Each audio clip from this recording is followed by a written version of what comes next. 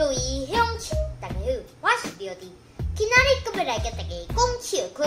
如果若准备好，咱就开始。爸爸，我敢会使今仔日留伫厝？我感觉吼规身躯拢无爽快呢。你是地无爽快啦？在学校啊。伫北部做工课，廖弟打电话转来互妈妈。妈，我也袂晓三面，也袂晓洗衫，是要安怎啦？你逐去交一个女朋友，伊就带你款甲好势好势啊！你安尼讲嘛有影？无，我先试看觅咧。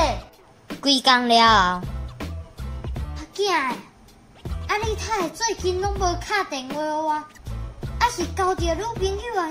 嘿啊，我有交着一个女朋友呢。哦，袂歹哦。你现在创啥？我即马咧帮阮女朋友三面，等下搁爱去披衫，等伊食饱，我搁爱帮伊入镜呢。大家好，欢迎收看66新闻，我是主播廖弟。伫1860年，英法联军的舰队要去北京活跃的时，经过大沽口，看到大沽口的士兵当咧拍篮球。伫这个时阵，拄啊有人犯规，一群人就大声喝休。发球，发球，发球，发球！